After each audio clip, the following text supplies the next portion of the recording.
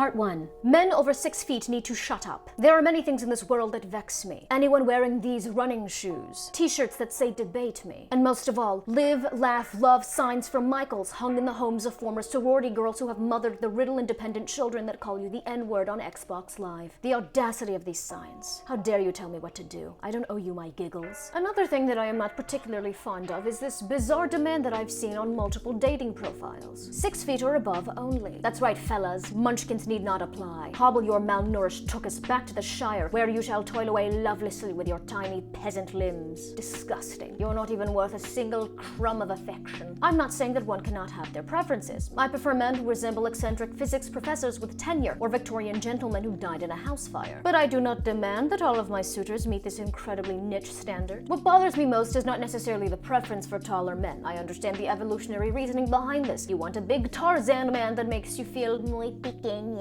Nay, it is the fact that many of these people will go as far as to suggest that being 5'11" is not good enough. Mind you, throughout this video I will continue using the American system of measuring height. Firstly, because the metric system is French and I refuse to give them any more credit. And secondly, because this is the United States, baby, where we stick to our measuring systems regardless of how inefficient and confusing they are. We refuse to change France. Did you hear that? Over the sound of accordions and university students studying abroad intellectually masturbating to Camus, reminding the French exactly why they're xenophobic against Americans. Okay, I've concluded my racist diatribe. Are these men and women really suggesting that their naked eye can tell the 1-inch difference between 5'11" and 6 feet? Apparently so, to the extent where I've seen more people than I can count ranting online about how disappointed they are when they find out that the guy that they're interested in's height begins with 5 feet. They really took the time out of their busy days filled with procrastinating and tweeting at Timothy Chalamet to run them over with his car or slap them across the face and call them a racist, whatever pickup line is popular amongst the horny, just to publicly make that statement. Have y'all even met a man over 6 feet? They're constantly boasting about it. They'll emphasize it in their profiles. And why? Because others have given them an inflated sense of ego, treating them like they're the best thing since sliced bread. These Paul Bunyan lookalikes walk around with the unbridled arrogance of a Roman emperor, having to rub ointment on their knuckles from them dragging them on the ground all day. I don't know why this bothers me so much. You would think that it was the shallowness that this mentality perpetuates. However, I've always embraced superficiality and personally witnessed, if not actively participated in injustices on a regular basis and thought nothing of it. So that can't be the reason. Perhaps it is because I too am a little person. Not legally, but from a distance. If you squint, I can pass. I know the pains of people mistaking me for a child or placing something on a high surface so that I can't reach it. They mock me mercilessly, pointing their elongated fingers while saying,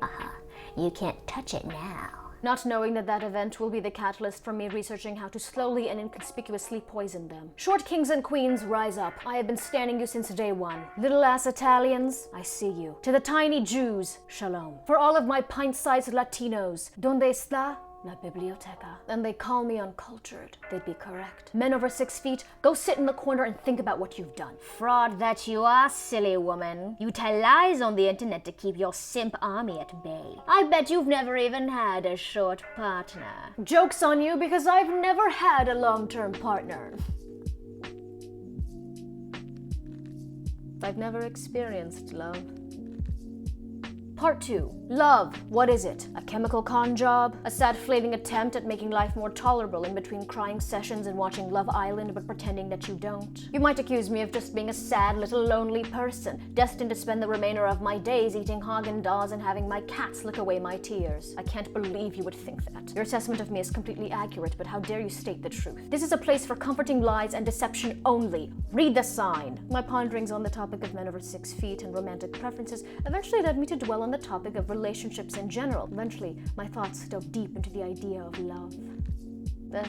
Why is that my reaction? Last Saturday morning, I was laying in my bed, where I've spent so much time that I'm shocked that my skin hasn't fused to the sheets. After hours of mindlessly scrolling through YouTube, clicking on random videos to make me chuckle, or vlogs of ethnically ambiguous fashionistas living their best skinny legend lives for me to live vicariously through, I eventually stumbled on a particular video. Cutest TikTok couples that will make you go heart eyes. I was intrigued. Normally I am not a romantic person because I have the emotional callousness of a grizzled Vietnam vet with a drinking problem. But being relegated in my room, inhaling the stench of my own flatulence and not having felt the warmth of another Homo sapien for quite some time, I began to crack. Thus, in a moment of weakness, I clicked on the wretched video. It was precisely what I expected. Genetically gifted members of the Aryan race canoodling with each other in an incredibly performative and controlled contrived manner, whilst upbeat, non-specific music plays in the background. Apparently, it is not enough that you must watch people shove their happiness in your lonely face, but you must now also be subjected to an acoustic cover of a rap song that was originally about a trap house, now being sung by a girl who locks her doors when a black guy walks by her Prius. The emotion that I experienced whilst watching this video, however, was not envy, but rather disgust. Love, particularly young love, is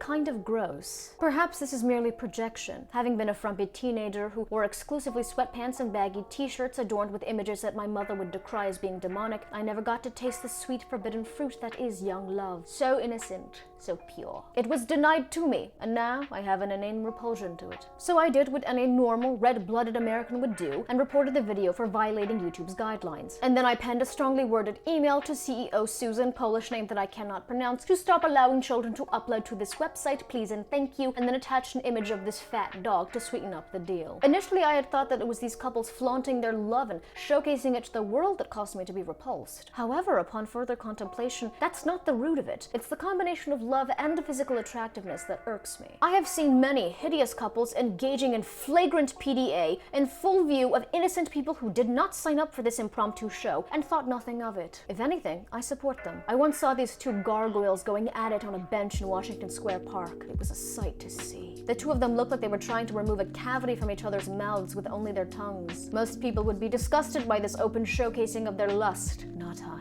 So I watched them for a while, slowly inching closer and closer for a better view because I'm an inquisitive person. Call me Nancy Drew. Shockingly, they did not notice. They just kept sucking face like there was no tomorrow.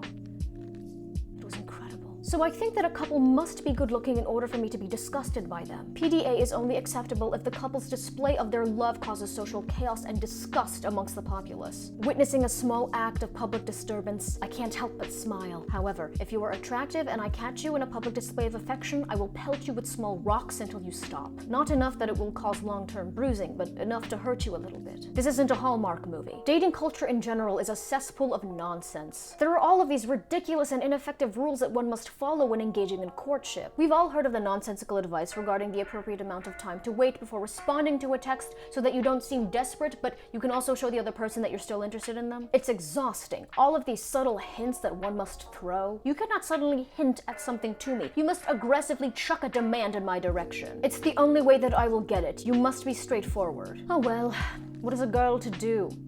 Well, sit on the internet and complain about it, which is the twisted path that I've chosen to go down. You could contact a therapist to discuss your issues with intimacy.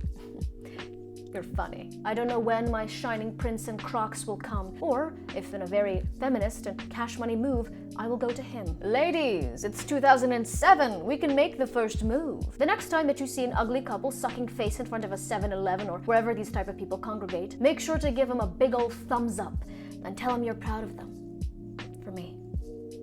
Shout out to all of my patrons. Thank you again for sponsoring my degeneracy. If you would like to support my casual regression into my most primal state, then click on the link that's in the description down below. Bye.